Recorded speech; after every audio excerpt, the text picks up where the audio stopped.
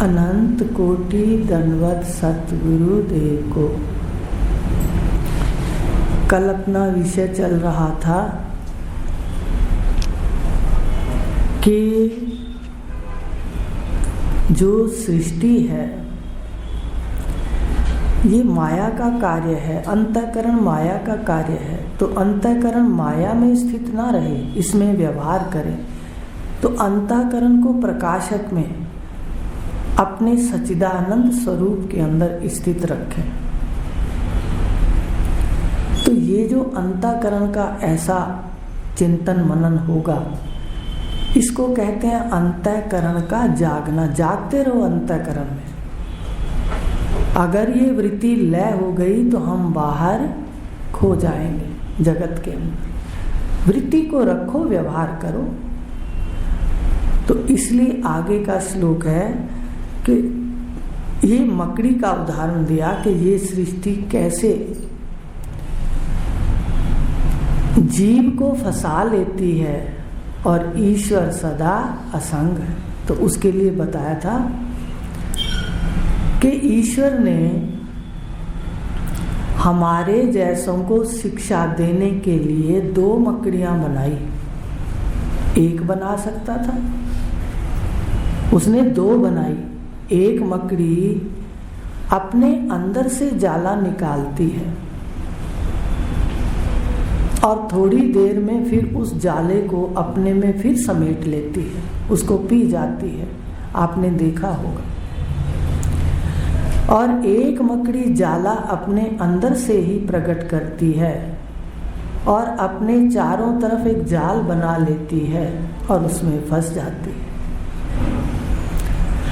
तो मकड़ी 2 तरह की ईश्वर ने बनाकर ये बता दिया, एक संदेश दे दिया कि सृष्टि अद्वैत में भी हो सकती है। मकड़ी ही तो निमित्त कारण है, मकड़ी ही उपादान कारण है और मकड़ी ही समवाय कारण है। ये तो नहीं है कि मकड़ी बाहर से कोई यंत्र लाती है फिर उसको जाल बनाती है। उसको कहते हैं समवाय कारण, सहायक कारण। जैसे कुम्हार होता है, वो मटका बनाता है तो उसके चाक और डंडे के बिना उसकी सृष्टि तैयार नहीं होती। लेकिन देखो, एक बहुत बड़ा संदेश है प्रकृति की तरफ से, ईश्वर की तरफ से, कि मकड़ी ही अभिन्न निमित्त उपादान कारण है। और एक मकड़ी है वो जाल बना के फंसती है उसी से, और दूसरी मकड़ी जाल पर शासन करती है, जाल निकालती है फिर उसको पी जाती है। तो ईश्वर ऐसे ही अभिन्न निमित्त उपादान कारण है इस सृष्टि का। प्रश्न करते हैं प्रकृति अलग है, परमात्मा अलग है। एक मकड़ी को ही देख लो, उसके अंदर इतनी ताकत है और बिना बीज के भी सृष्टि होती है। मेरे साथ कई बार पहले कई लोग मेरे साथ बात करते थे कि भाई बीज तो होना ही चाहिए, बीज के बिना सृष्टि कैसे होगी। तो जब हम उसको देखते हैं ना पहाड़ों के अंदर खुम्बियां, तो कौन बीज डालता है? अगर हम गहरा चिंतन करें तो ईश्वर की सृष्टि विलक्षण है और उपदेश भी कर रही है। ऐसे ही ईश्वर ही इस सृष्टि का निमित्त कारण बनाने वाला है। ईश्वर ही उपादान कारण ये सारे तत्व बनने वाला है और ईश्वर ही सारे यंत्र है जिससे ये सृष्टि तैयार होती है, बाहर से नहीं लाता। तो एक मकड़ी जाल बनाती है, ईश्वर वो तो असंग रहता। लेकिन जो जीव है ये मनोमयी सृष्टि रचता है। एक एक शरीर में ईश्वर जो जीव है वो ईश्वर का अंश है। एक एक शरीर में जो जीव है, मैं है, वो ईश्वर का अंश है। सो माया वश पर्यो गोसाई, कहा ना रामचरितमानस में। तो ये बंदर की तरह मूर्ख बनता रहता है। बंदर को पकड़ना हो तो वो मटकी ला करके दाने रख देते हैं बंदर पकड़ने वाले। तो वो बंदर क्या अपनी मुट्ठी से उस दानों को उठाता है। अब वो मुट्ठी में दाने भर जाते हैं, वो बाहर निकालता है तो निकल नहीं पाता। इसलिए रामचरितमानस में कहा गया, सो मायावश ईश्वर अंश, जीव अविनाशी, चेतन अमल सहज सुख राशि, पर सो मायावश पर्यो गोसाई, मरकट की न्याय, ऐसा है ना। हाँ, जो भी है, मुझे वो एकदम याद आ गया कि भाई वो बंदर की तरह खुद पकड़ के बैठा है माया को। वो माया के अंदर जो बैठा है, अंतःकरण वाला है, ये क्या करता है, माया को अपने में लपेट लेता है कि मैं ये हूँ, और फिर अपनी सृष्टि तैयार करता है। ये मैं हूँ और ये सारे जितने रिश्ते नाते हैं वो सारे मेरे हैं। तो ये जो सृष्टि है, ये मेरे वाली सृष्टि, ये इसके दुख का कारण है। ये अपनी मान्यताओं के, अपनी जानकारी के जाल बनाता जाता है।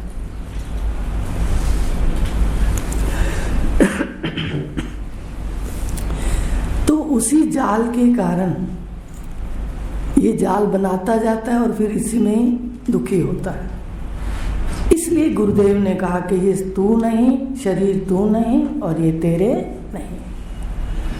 तो इस प्रकार जो अकेला जीव आया, इस देह में प्रवेश किया, उसको सत्य दिखा देते हैं कि भाई तू अकेला है।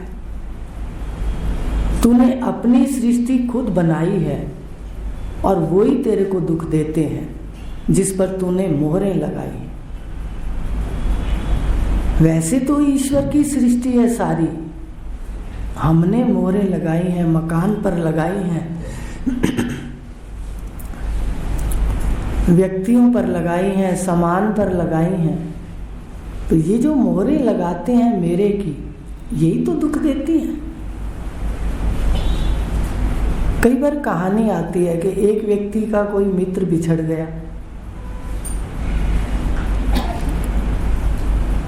तो कहते हैं उसका शरीर छूट गया।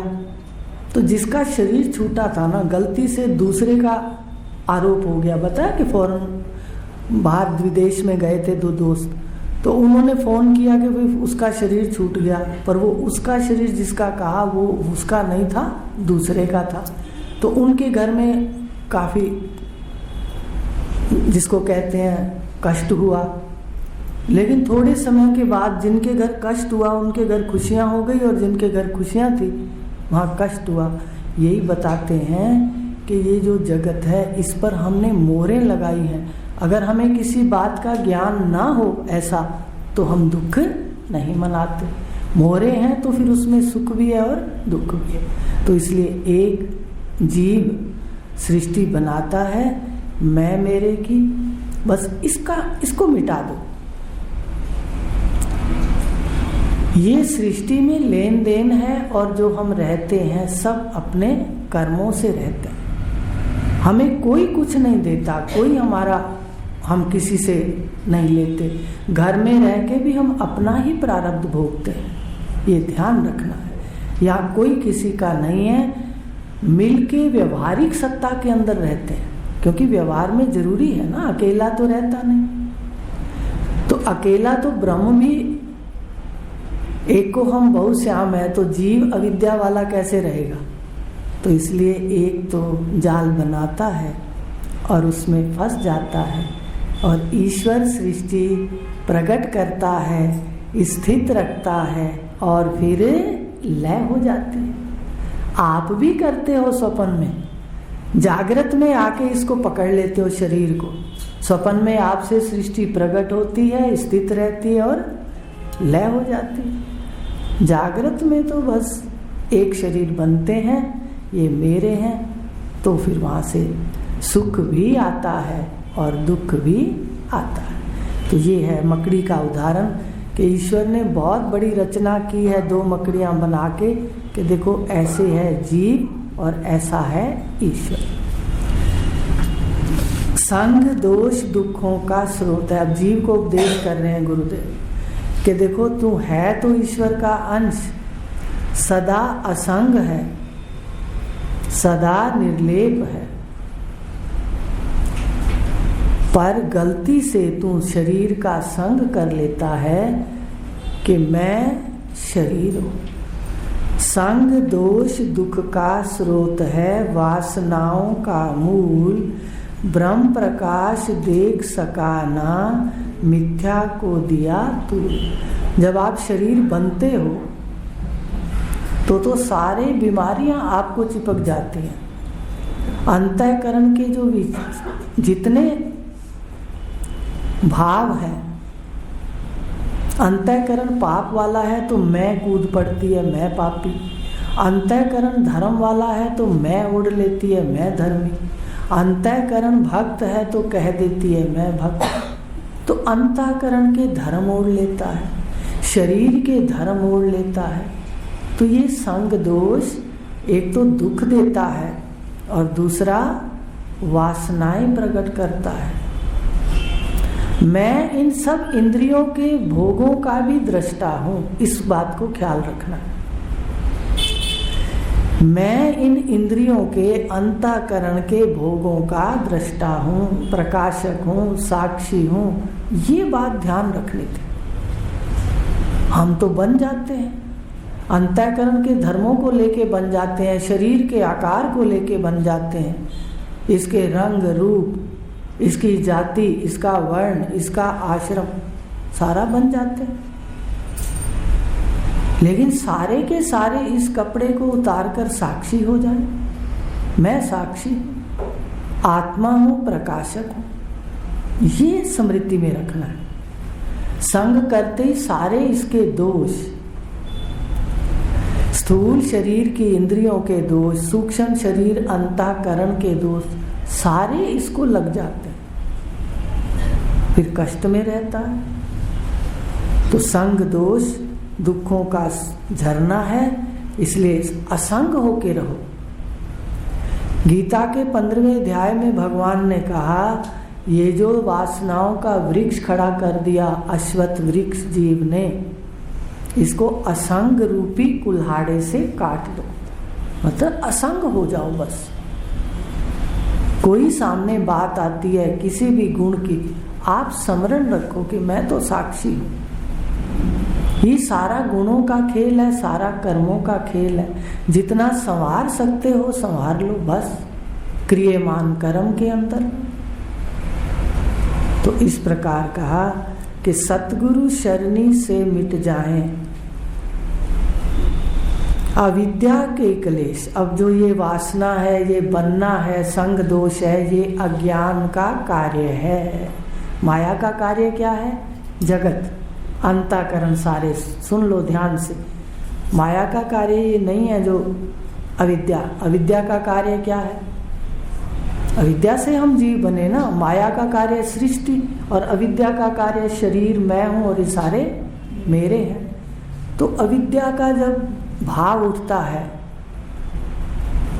तो क्लेश लग जाते हैं। कितने क्लेश हैं? सतगुरु शरणी से फिर मिटते हैं, पर अविद्या के क्लेश पहले जान लो। अस्मिता राग द्वेष सब छूटें, रहे न अभी निवेश।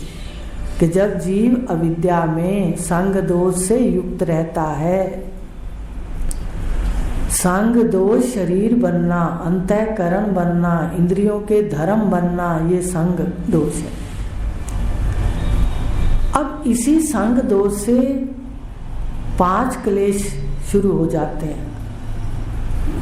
संग दोष के कारण अविद्या हो गई, अज्ञान हो गया, हमें अपने बारे में अज्ञान हो गया, बाहर सारा अज्ञान हो गया, इंद्रियों के बारे में अज्ञान हो गया, अंतःकरण के बारे में अज्ञान हो गया। अगर ज्ञान होता तो हम असंग रहते, ज्ञान नहीं है तो हम इसमें ओढ़ के बैठे रहते हैं। और फिर उसमें अहंकार पैदा होता है। ये अहंकार ऐसा चुंबक है, ये जीव को शरीर देता रहता है।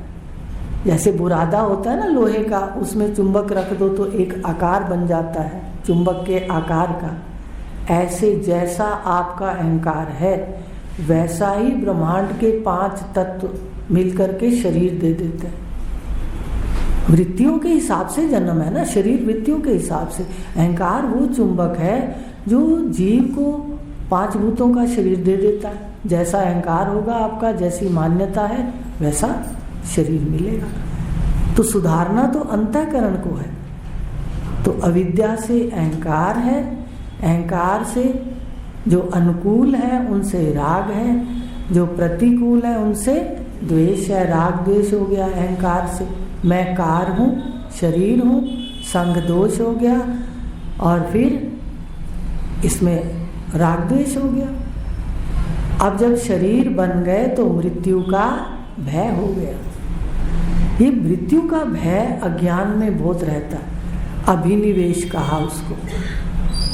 अपनी मृत्यु के लिए फिर भी हम ज्ञान में भी मनन करें तो अपनी मृत्यु का इतना जल्दी से इसको परे कर सकते हैं भाव को, पर हमें आसपास बहुत मृत्यु डराती है।